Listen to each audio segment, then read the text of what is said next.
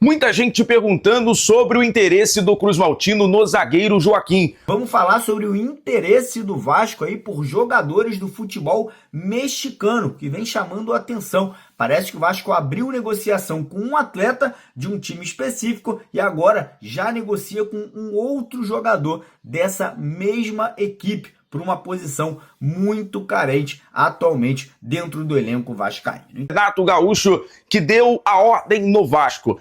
Salve família vascaína, sejam bem-vindos a mais um giro de notícias do nosso Vascão. Vamos falar sobre a informação dos nossos amigos do canal 1927, Colina 1927, o Gustavo Tutinha, junto com a galera do Colina 1927, que trouxe a informação sobre o Joaquim.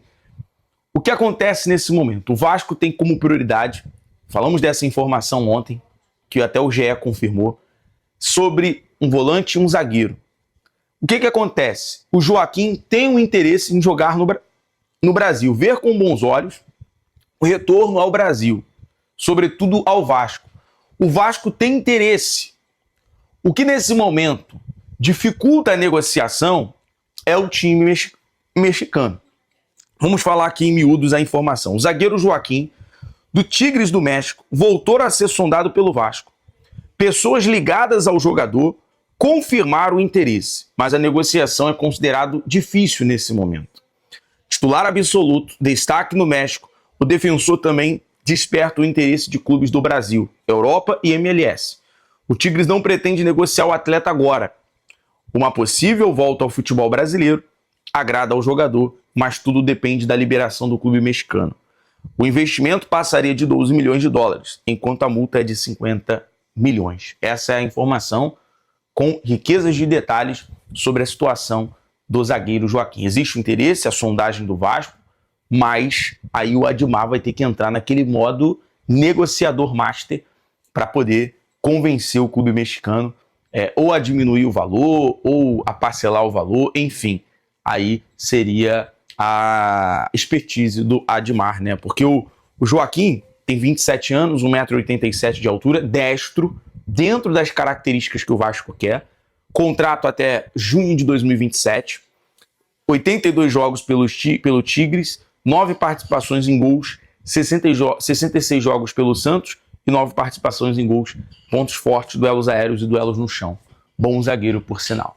Bora falar agora sobre contratações, cara, porque o Vasco, como vocês sabem, né, eu já trouxe essa notícia exclusiva para vocês aqui, abriu negociação com um meia argentino que joga no futebol mexicano, que é o Juan Bruneta, né, um jogador jovem, um jogador muito talentoso, um jogador que já disse ao empresário que aceita jogar no Vasco, e aí o Vasco abriu negociação com a equipe dele, com o Tigres do México, né, a equipe lá do Tigres do México, que tá ali, né, entre as quatro equipes mais fortes do futebol mexicano nessa atualidade. E aí, não satisfeito, o Vasco, vendo a oportunidade de tirar mais um jogador dessa mesma equipe, também fez uma consulta oficial pelo zagueiro Joaquim, né? Jogador que jogou no Flamengo aqui no Rio de Janeiro, né? Um jogador com experiência internacional, né? O Vasco já tinha feito uma consulta ao Joaquim no ano passado, acabou que a negociação não avançou, mas pela necessidade extrema hoje que o Vasco tem por um zagueiro, um cara mais experiente, um cara que já conheça o futebol brasileiro, que não vai demorar a ter um período de adaptação muito longo,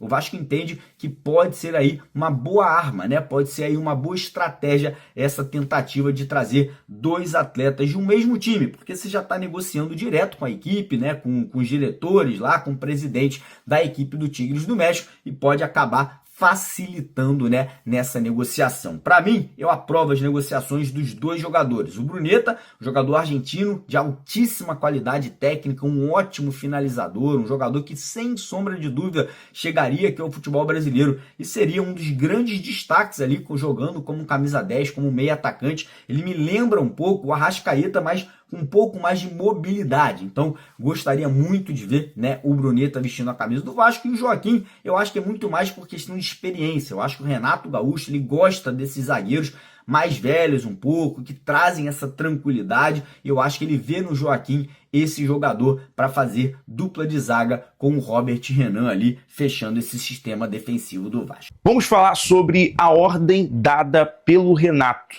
E eu vejo essa tomada de decisão muito importante nesse momento. Porque há menos de uma semana atrás, um jogador que estava no banco de reservas contou com, em cima da hora, no laço, o Tietê sentir uma indisposição.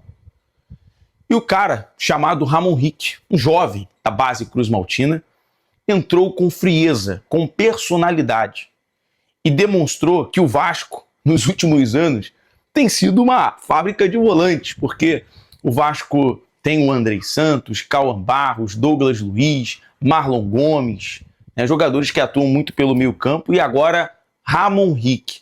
Vou trazer mais informações sobre essa joia nos próximos vídeos, mas a ordem é que agora é oficial,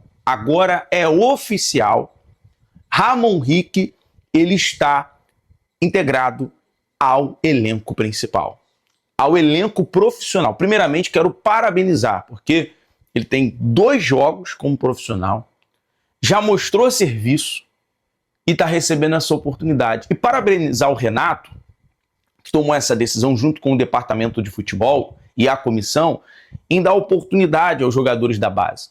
Eu sei que o Vasco vai trazer na janela um volante, a gente vai falar sobre essa movimentação do mercado. Mas o Vasco entende nesse momento que as suas joias são crucial para você ser competitivo, e futuramente o Vasco, assim como paralelo ao Palmeiras nos últimos anos, que ficou com um caixa milionário ou bilionário, podemos dizer assim, por conta de saber investir na sua base. Estou falando de Vitor Reis, que possivelmente pode ir até para a Copa do Mundo, está no Girona, comprado pelo Manchester City, Estevão, Hendrick e outros jogadores, o Luiz Guilherme, que o formado na base do Palmeiras, agora tem mais um lá, acho que o Vinícius, não me lembro agora o nome composto dele, que está para ser a malvenda da história. Então o Vasco, paralelo a isso, tem aprendido a investir na sua base. Como foi com o Ryan, tem o Cauã, tem o Ramon Rick, tem o Zuccarello, tem o Andrei Fernandes. Olha a evolução da base do Vasco. A gente está hoje em 2º lugar do Campeonato Brasileiro, tem tudo para ganhar esse Campeonato Brasileiro Sub-20. Então tá no caminho certo. Renato, identificou que o garoto tem futuro? Bota no profissional, bota no fogo. Porque o Vasco, ele tem essa característica especial de desenvolver essa garotada. O Vasco, ele tem essa essência na sua base, agora os crias da colina, que sempre salvou os momentos mais importantes. E agora o Vasco identificou, o garoto é bom, dá essa oportunidade. O Ramon Rick está integrado de forma oficial. Ele não atuou no time sub-20 contra o Santos, justamente para poder integrar a equipe profissional. Agora a gente precisa falar do Andrés Gomes, jogando uma Copa do Mundo. A informação do meu amigo Dantesco, do canal Expresso 1923, é que propostas de clubes europeus chegarão à mesa do Vasco da Gama, principalmente no período pós-Copa do Mundo. O detalhe é que hoje o Vasco comprou o Andrés Gomes, tem contrato até 2029, 2030. O Andrés vem sendo muito valorizado, um jogador que custa aí os seus 8 a 9 milhões de euros. O Vasco com certeza vai ter que colocar um valor a mais, ou aplicar aí uma multa rescisória no contrato do jogador, ou até mesmo uma valorização maior para um clube europeu. O fato é que os clubes da Europa estão de olho no colombiano, e o Vasco já tem em mente que, para que o Andrés hoje saia, tem que ser uma proposta irrecusável. Esse é o pensamento do Vasco nesse momento. A informação é a seguinte, tá? O Vasco vai forte ao mercado. Isso todo mundo já sabia, que o Vasco vai em busca de bons jogadores, mas a informação é que o Vasco aí tá correndo atrás de nomes famosos, Quem são os jogadores? Por exemplo, vou dar alguns exemplos aqui para você. Um jogador que o Vasco já teve interesse no passado e volta a conversar agora é o Scarpa, jogador do Atlético Mineiro. Não vem sendo muito aproveitado por lá, um nome que parece que tem aprovação do técnico Renato Gaúcho. Outro nome que todo mundo sabe é o atacante do Flamengo, Everton Cebolinha, né? Jogador aí que tá se despedindo da Gávea, quer continuar no futebol carioca, tem interesse, né, em permanecer no futebol brasileiro e tem, né, uma proximidade, tem uma amizade muito grande com o atual treinador do Vasco, né? Lembrando que o Cebolinha viveu o melhor momento da carreira dele no Flamengo sob o comando do técnico Renato Gaúcho. O Vasco também negocia com nomes de peso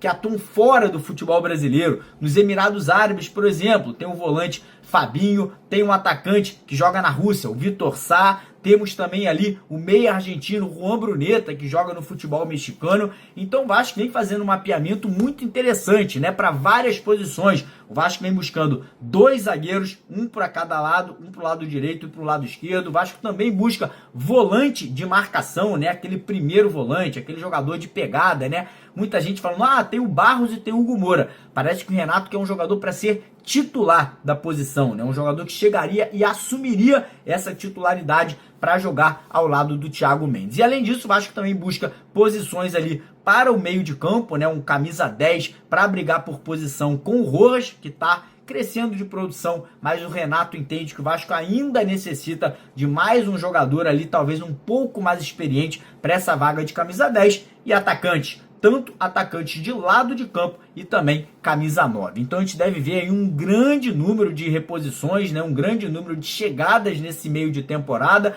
e tudo isso, obviamente, já tem o aval, já tem o ok, né? Já tem a permissão do investidor Marcos Faria Lamáquia, que tem tudo para assumir o comando do Vasco já no decorrer dos próximos meses. E o Vasco da Gama está sendo cobrado pelo Boina. Você lembra dele? Álvaro Pacheco, técnico português que ficou apenas 4 partidas no Cruz Maltino em 2024.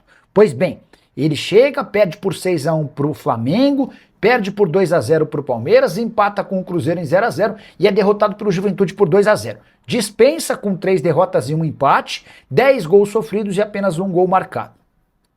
O português não gostou da dispensa e cobrou na Justiça e também na FIFA o valor da verba rescisória, que gira na casa dos 3 milhões e 100 mil reais. Importante registrar que Álvaro Pacheco assegura que a FIFA já lhe deu ganho de causa, agora ele quer ser ressarcido pela Justiça no Rio de Janeiro. E Arboleda pode ser trocado por Marino Inestrosa. Essa suposição foi feita por dezenas de torcedores do São Paulo nas redes sociais, depois da informação de que Arboleda interessa ao Vasco. Você sabe, o zagueiro equatoriano que se ausentou por 1 mês do São Paulo sem permissão foi multado em 1 mês de salário, vai treinar separado até que surjam propostas para que ele seja negociado. A ideia do tricolor é tentar uma compensação financeira ou uma troca de jogadores com o Arboleda na metade do ano. O interesse do Vasco no Arboleda nem é tão novo.